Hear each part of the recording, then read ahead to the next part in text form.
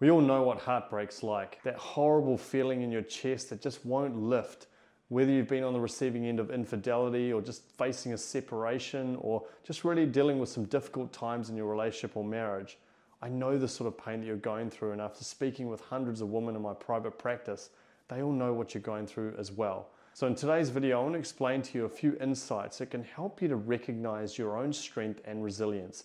Now, the reason why we experience heartbreak is not necessarily about just the action that that person is engaging in, whether that's infidelity, whether that's someone saying that they want a divorce, or whatever it is. Now, at the very core of us, we all have two wounds: the feeling that we won't be loved and the feeling of not being good enough. Now, those wounds are often created as a result of childhood experiences that we've had over the years or various other difficulties along the way. And because we don't want to feel like we're not loved or not good enough, we often chase a relationship to be able to fill that void. And so if it feels like a relationship has been taken away from us, it's not just about the relationship, it's about those wounds that are being opened up. We feel like we're not good enough. We feel like we're not worthy of love. And that is really hitting at the very core of who we are. So the question is how do we go about healing ourselves when those wounds have been opened up? Well, I'm going to explain to you 5 strategies that you can use right now to be able to move forward and truly heal, not just in the short term, but something that's actually going to stand the test of time. Now, the first strategy is to acknowledge your feelings.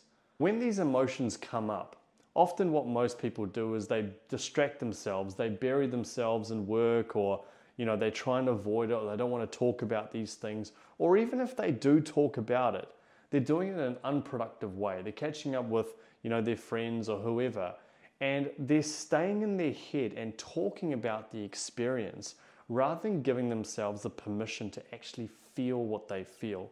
We've got to allow ourselves to actually feel the emotions, not just think about them. A lot of the times when we catch up with friends and family and we talk about these things, it may feel like you're having the opportunity to express, but what you're actually doing is you're recreating and regenerating more of the thoughts that are connected to those emotions. So let's say you're feeling that rejection on the inside and it's stirring up emotions of sadness and anger and so on. When we talk about it, what we're actually doing is we're not honoring the emotion that's coming up. All we're doing is allowing ourselves to mentally recreate those thoughts, but not actually allow ourselves to release the emotion and the energy underneath it. So you've got to allow yourself to actually experience it. It's almost like having a broken bone and just continuing to run a marathon. It's not going to help it to heal at all, let alone being able to run properly. You've got to allow yourself to have that experience. So physically feel those emotions that you're feeling. Give yourself the permission to do that. And it's not just about doing it once and then just thinking that that's going to resolve everything. You've got to consistently do it. You've got to make this a practice of yours on a regular basis. Because the challenge is that your mind is going to want to jump in as often as possible, because the ego, remember we have 2 parts to ourselves, the ego and our spirit. The ego always wants to keep that identity of someone who is in pain if you're going through that at the moment.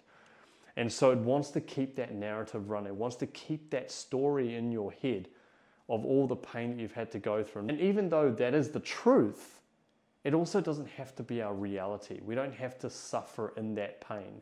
So we've got to give ourselves the permission to experience the emotions that we're feeling, feel them at a deeper level, not think about them at a cognitive level all the time. And that can really help you to move forward and release these emotions over time.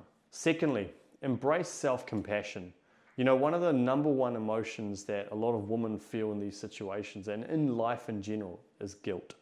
And that's because they're so focused on everyone else and taking care of people, especially if you're a mum, that you're always thinking about everyone else and really for yourself. And because of that train of thought and that way of being, then often I've seen so many of my clients be so brutal on themselves about how the relationship got to this point. They're often judging themselves so harshly, 10 times more harshly than they would do on other people who are going through a similar situation. And I want you to think about it for a second. When you've had some difficult times in your life, who have you been the hardest on? Has it been the other person, or has it actually been on yourself? Thoughts of, could I have done this better? Should I have said this to him? Should I have said that to him? Maybe I shouldn't have been so needy, or maybe I should have done more for him or made him feel more significant or whatever it is. It's okay to take responsibility for certain areas, but we also have to embrace compassion for ourselves and know that you are doing the best that you possibly can with the resources that you've had. And so be kind to yourself. And think of it this way. If one of your friends or family members was going through a same situation, what would you say to them? Would you say, oh, you're useless, you shouldn't have acted like that, what was your problem, it's all your fault?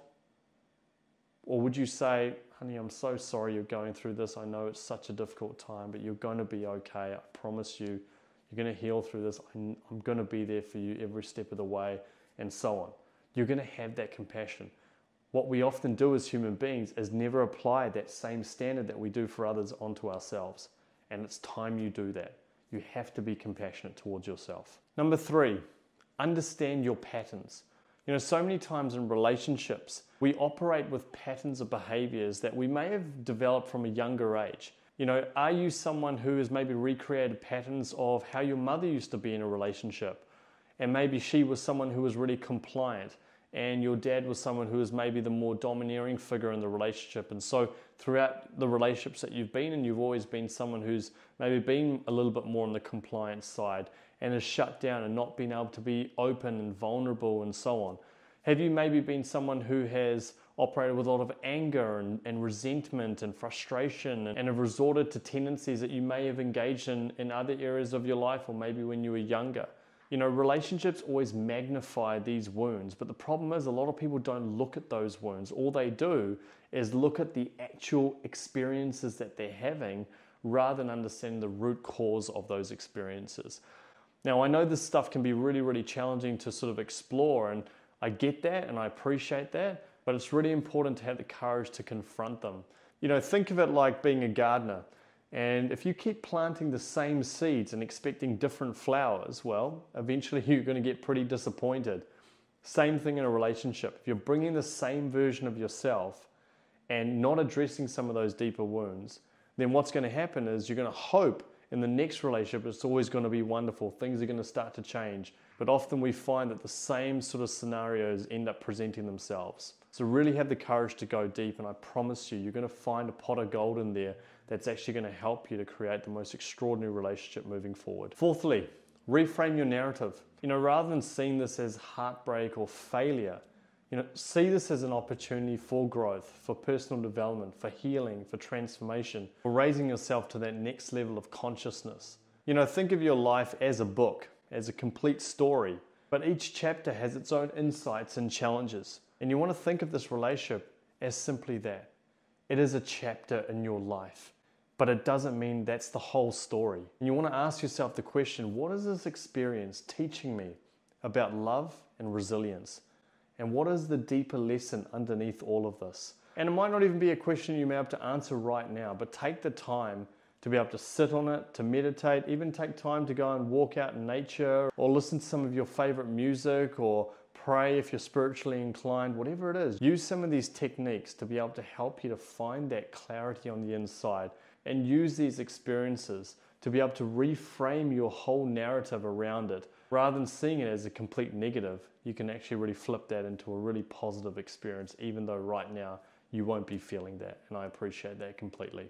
And finally, the heartbreak that you're experiencing can actually be a powerful experience to show you what you don't want. Often we're focused on what we do want in a relationship, but I've always found that some of the greatest learnings that you can have in a relationship are from the ones that didn't go well. I look back on my life and I think about some of the relationships that I've been in, and the ones that didn't work out were some of the greatest teachers. And I've always said that without those experiences, I would have never met my wife. And the reason is because I made a conscious effort to look at all the things that I didn't want in a relationship. I really was clear on what were my non-negotiables. What was it I didn't want? What is it I do want? But what are my absolute non-negotiables? I wouldn't have learnt those non-negotiables without going through the previous relationships that I've been in. It helped me to get clear on, what are the things that are truly important to me? What are the things that I can't tolerate in a relationship and so on? And it's okay to spend some time focusing on what you don't want, because then when you meet that someone who you think might be a really wonderful partner for you long term, you've got this opportunity to look at these things and say, okay, does this person align with some of my values? Do they breach some of the values that I've got which are a complete non-negotiable for me? And those of you who are in my program know that I'm very open about this in terms of what were the non-negotiables for me in my relationship. And so what it meant was when I went through this process, it helped me to get so clear in my mind about what it is that I wanted. And not from just a cognitive perspective, but truly in my heart. The values that were important to me were not just something that was like, oh yeah, it's just a nice to have. It was something I felt so deeply. And we were having these wonderful times. It was amazing how suddenly she would engage in these behaviors. And I think, wow, like she's literally meeting all of these things that I want, but also none of the non-negotiables have been breached. And this is why in my head, I've never had any doubts whatsoever about being with her. And so I think it's really important for you to take the time to once again look back and see this as an opportunity to look at the things that are most important to you.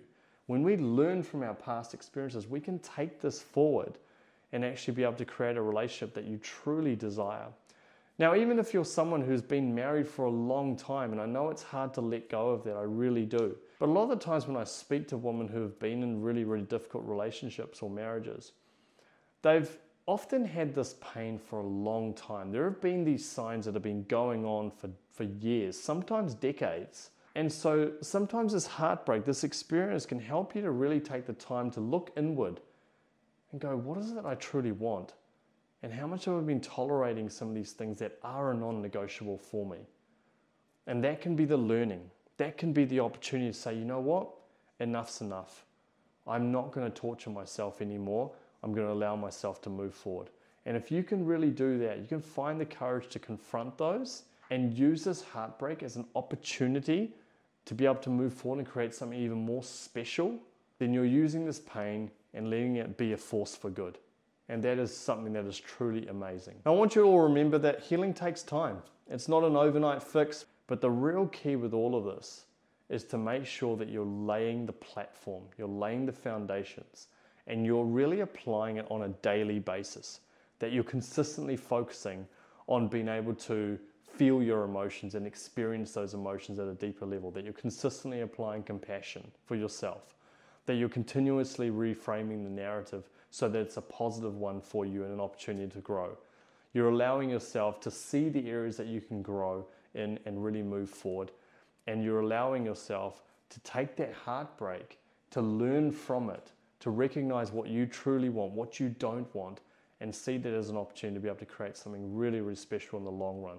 When you do that and you do this consistently, I promise you, amazing shifts will occur and life will support you in ways you could never have imagined. So I hope this all makes sense. If you like this video, make sure you hit that like button below. If you want to get more videos like this, hit that subscribe button.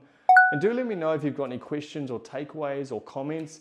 I always love reading them, and I'll make sure I respond to every single one of you. And what I encourage you to do now is if you want to take this a little bit further and you want to go deeper into the emotional level of healing, then check this video below and we go a little bit more in depth about how you can actually create those shifts and take it to a different level. Thank you so much. God bless, and I'll talk to you in the next video.